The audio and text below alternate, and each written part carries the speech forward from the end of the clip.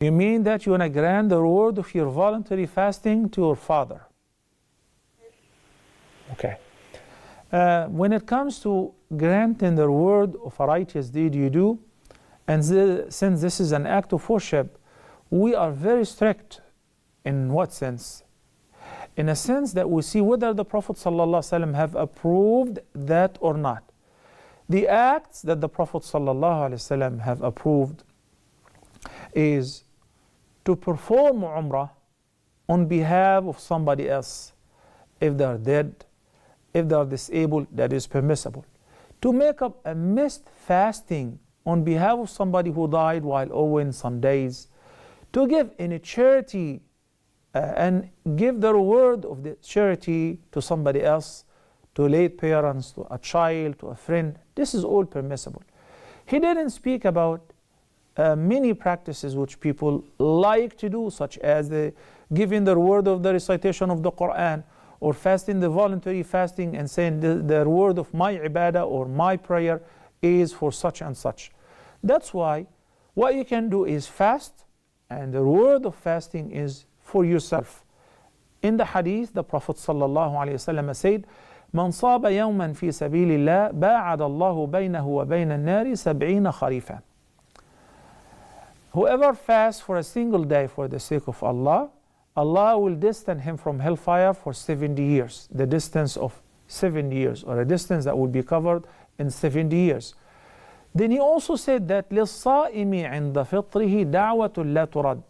For a fasting person, at the time of breaking his or her fast, a dua which will definitely be answered. Make this dua, this prayer, for your dad, for your loved one. So you get the reward for your own fasting, and you benefit your loved one by making dua for them at the time of breaking your fast. And also, as long as you're still fasting, your dua is to be accepted and answered. So make dua for them during this time. Recite Quran, and by the end, make dua for your loved ones. Pray at night, and in the last tashahhud or in tahajjud, in sujood, pray for your loved ones. Perfect. So you benefited yourself from the reward of your ibadah, and meanwhile you guarantee that your dua and the reward of your dua will benefit that person who passed away. There is a hadith which says that a person after his death will see that his seat in heaven has been promoted to a higher level. He will ask Allah, Ay Rabbi, bi-ayyi shay', what for? What did I do? I haven't been doing anything. I'm sitting in the grave. So Allah the Almighty will answer him saying, bi-du'a'i waladika lak. This is because of the virtues of your sons or daughters' supplication and prayer for you.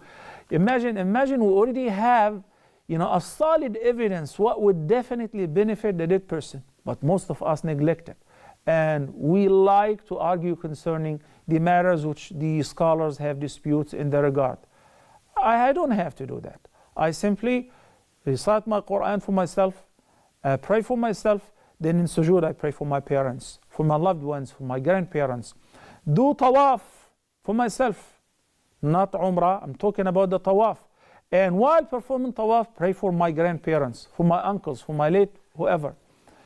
I can do umrah on behalf of another person and grant the entire world. And similarly hajj, because the Prophet ﷺ approved so. Assalamu alaikum.